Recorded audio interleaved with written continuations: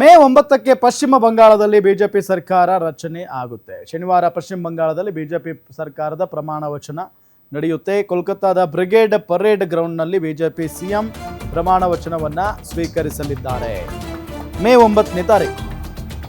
ಅಲ್ಲಿ ನೋಡಿದ್ರೆ ಅಲ್ಲೊಂಥರ ಕತೆ. ನಾನು ಯಾವುದೇ ಕಾರಣಕ್ಕೂ ಸಿಎಂ ಸ್ಥಾನಕ್ಕೆ ರಾಜೀನಾಮೆ ಕೊಡಲ್ಲ, ಸಿಎಂ ಸೀಟ್ ಬಿಟ್ಕೊಡಲ್ಲ, ಹಾಗೆ ಹೀಗೆ ಅಂತ ದೀದಿ ಕೂತ್ಕೊಂಡ್ಬಿಟ್ಟಿದ್ದಾರೆ.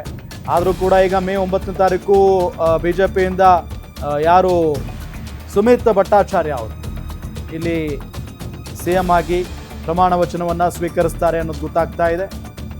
ಶನಿವಾರ ಪಶ್ಚಿಮ ಬಂಗಾಳದಲ್ಲಿ ಬಿಜೆಪಿ ಸರ್ಕಾರದ ಪ್ರಮಾಣ ವಚನ ಕೋಲ್ಕತ್ತಾದ ಬ್ರಿಗೇಡ್ ಪರೇಡ್ ಗ್ರೌಂಡ್ನಲ್ಲಿ ಬಿಜೆಪಿ ಸಿಎಂ ಪ್ರಮಾಣ ವಚನ ಕೈಗೊಳ್ಳುತ್ತಾರೆ. ಪಶ್ಚಿಮ ಬಂಗಾಳ ಬಿಜೆಪಿ ರಾಜ್ಯಾಧ್ಯಕ್ಷ ಸುಮಿತ್ ಭಟ್ಟಾಚಾರ್ಯ ಅವರು ಘೋಷಣೆಯನ್ನ ಮಾಡಿರೋದು. ಸರಿ, ನಾನಾಗ್ಲೇ ಇವರೇ ಸಿಎಂ ಆಗಿ ಪ್ರಮಾಣ ವಚನ ಸ್ವೀಕರಿಸ್ತಾರೆ ಅಂದೆ, ಬಟ್ ಇಲ್ಲ, ಸುಮಿತ್ ಭಟ್ಟಾಚಾರ್ಯ ಅಲ್ಲಿನ ಬಿಜೆಪಿ ರಾಜ್ಯಾಧ್ಯಕ್ಷ ಅವರೇ ಘೋಷಣೆಯನ್ನ ಮಾಡಿರೋದು. ಬಿಜೆಪಿ ಸಿಎಂ ಪ್ರಮಾಣ ವಚನದಲ್ಲಿ ಪ್ರಧಾನಿ ಮೋದಿ ಅವರು ಭಾಗಿಯಾಗುವಂತಹ ಸಾಧ್ಯತೆ ಇದೆ. ಪಶ್ಚಿಮ ಬಂಗಾಳ ಬಿಜೆಪಿಯಲ್ಲಿ ಸಿಎಂ ಪಟ್ಟ ಯಾರಿಗೆ ಅನ್ನೋದೇ ಈಗ ಸಸ್ಪೆನ್ಸ್. ಸಿಕ್ಕಾಪಟ್ಟೆ ಕುತೂಹಲ ಇದೆ. ಸುವೇಂದು ಅಧಿಕಾರಿ ಇದ್ದಾರೆ, ದಿಲೀಪ್ ಘೋಷ್ ನಡುವೆ ನೇರ ಪೈಪೋಟಿ ನಡೀತಾ ಇದೆ. ಸುವೇಂದು ಅಧಿಕಾರಿ ಇದಾರಲ್ಲ, ಇವ್ರ ಗಟ್ಸ್ ಹೆಂಗಿದೆ ಅಂತ ಅಂದ್ರೆ, 2 ಕ್ಷೇತ್ರಗಳಲ್ಲಿ ದೀದಿ ಅವ್ರು ಏನು ಸ್ಪರ್ಧೆ ಮಾಡಿದ್ರಲ್ಲ, ಮಮತಾ ಬ್ಯಾನರ್ಜಿ ಅವರು ಸ್ಪರ್ಧೆ ಮಾಡಿದ್ದಂತ ಕ್ಷೇತ್ರದಲ್ಲೇ ಸ್ಪರ್ಧೆ ಮಾಡಿ ಅವರನ್ನೇ ಸೋಲಿಸಿದ್ದಾರೆ. 2 ಕ್ಷೇತ್ರಗಳಲ್ಲಿ ಸುವೇಂದು ಅಧಿಕಾರಿ ಇವರು ಮುಂಚೆ ಟಿಎಂಸಿಲಿ ಇದ್ದವರು. ಇವರು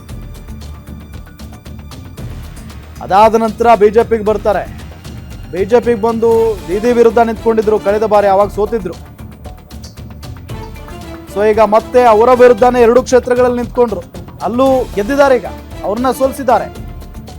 ಸೊ ಹಾಗಾಗಿ ಸುವೇಂದು ಅಧಿಕಾರಿ ಮುಖ್ಯಮಂತ್ರಿ ಆದ್ರೂ ಕೂಡ ಅಚ್ಚರಿ ಪಡಬೇಕಾಗಿಲ್ಲ. ಇದರ ಜೊತೆಗೆ ದಿಲೀಪ್ ಘೋಷ್ ಅವರ ಹೆಸರು ಕೂಡ ಬಹಳ ಮುನ್ನೆಲೆಗೆ ಬಂದಿರುವುದು. ದಿಲೀಪ್ ಘೋಷ್ ಕೂಡ ಬಿಜೆಪಿಯಲ್ಲಿ ಇದ್ದವರು, ಬಹಳಷ್ಟು ಶ್ರಮಪಟ್ಟು ಬಿಜೆಪಿಯನ್ನ ಕಟ್ಟಿದವರು, ಹಿರಿಯ ನಾಯಕ ಕೂಡ. ಸೊ ಹಂಗಾಗಿ ದಿಲೀಪ್ ಘೋಷ್ ಹೆಸರು ಕೂಡ ಮುಂಚೂಣಿಯಲ್ಲಿದೆ.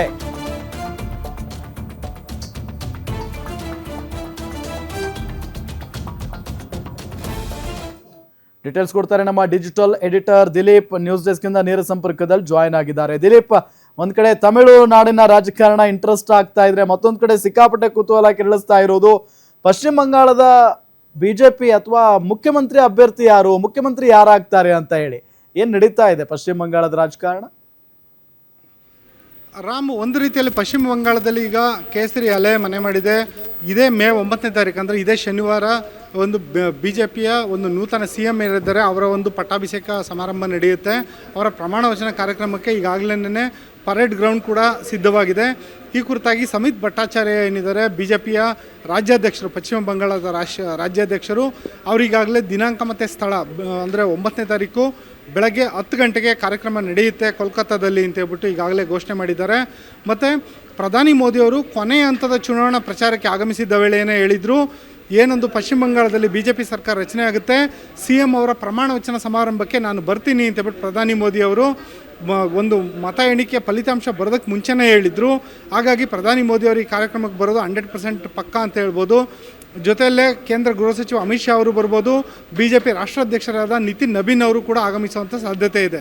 ಇದಲ್ಲದೆ ಏನೊಂದು ಸಿಎಂ ಪಟ್ಟವನ್ನು ಯಾರಿಗೆ ಕಟ್ಬೋದು ಅನ್ನೋ ಚರ್ಚೆ ಕೂಡ ಶುರುವಾಗಿದೆ. ಈ ಪೈಕಿ 2 ಹೆಸರುಗಳು ಮುಂಚೂಣಿಯಲ್ಲಿದೆ. ಒಂದು ಸುವೇಂದು ಅಧಿಕಾರಿ ಮತ್ತು ಮತ್ತೊಬ್ಬರು ದಿಲೀಪ್ ಘೋಷ್. ಹಾಗೆ ನೋಡಿದ್ರೆ ದಿಲೀಪ್ ಘೋಷ್ ಅವರಿಗಿಂತ ಸುವೇಂದು ಅಧಿಕಾರಿ ಒಂದು ಕೈ ಮೇಲಿದ್ದಾರೆ ಅಂತ ಹೇಳ್ಬೋದು. ಯಾಕೆಂದರೆ ಭವಾನಿಪುರ ವಿಧಾನಸಭಾ ಕ್ಷೇತ್ರದಲ್ಲಿ ಮಮತಾ ಬ್ಯಾನರ್ಜಿ ಅವರ ವಿರುದ್ಧ ಸ್ಪರ್ಧೆ ಮಾಡಿದಂಥ ಸುವೇಂದು ಅಧಿಕಾರಿ ಅವರು ಮಮತಾ ಬ್ಯಾನರ್ಜಿ ಅವರನ್ನ ಸೋಲಿಸಿದ್ದಾರೆ. ಹಾಗಾಗಿ ಸಿಎಂ ಸ್ಥಾನಕ್ಕೆ ಅವರನ್ನೇ ಆಯ್ಕೆ ಮಾಡೋಂಥ ಸಾಧ್ಯತೆ ಬಹುತೇಕ ಖಚಿತ ಅಂತ ಹೇಳ್ಬೋದು. ಆದರೆ ಇಲ್ಲಿ ಒಂದು ಸಸ್ಪೆನ್ಸ್ ಕೂಡ ಇದೆ. ಏನಂದರೆ ಒಂದು ವೇಳೆ ಈ ಒಂದು ಪ್ರಮಾಣ ವಚನ ಕಾರ್ಯಕ್ರಮದಲ್ಲಿ ಕೇವಲ ಸಿಎಂ ಅವರ ಆಯ್ಕೆ ಆಗುತ್ತಾ, ಜೊತೆಗೆ ಒಂದು ಸಂಪುಟ ಸಚಿವರನ್ನು ಕೂಡ ಈ ವೇಳೆ ಪ್ರಮಾಣ ವಚನ ನಡೆಯುತ್ತೋ ಅನ್ನೋದು ಇನ್ನೂ ಸಸ್ಪೆನ್ಸ್ ಆಗಿ ಉಳಿದಿದೆ.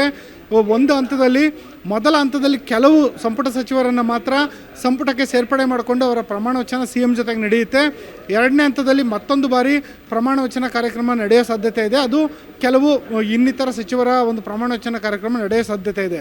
ಒಟ್ಟಿನಲ್ಲಿ ಮೇ 9ನೇ ತಾರೀಕು ಏನು ಒಂದು ಪ್ರಮಾಣ ವಚನ ಕಾರ್ಯಕ್ರಮ ನಡೆಯುತ್ತೆ, ಅದಕ್ಕೋಸ್ಕರ ಈಗಾಗಲೇ ಬರದ ಸಿದ್ಧತೆಗಳು ನಡೀತಾ ಇದ್ದಾವೆ. ರಾಮ್, ಓಕೆ, ಥ್ಯಾಂಕ್ ಯು ತಮ್ಮೆಲ್ಲ ಮಾಹಿತಿಗಾಗಿ ದಿಲೀಪ್.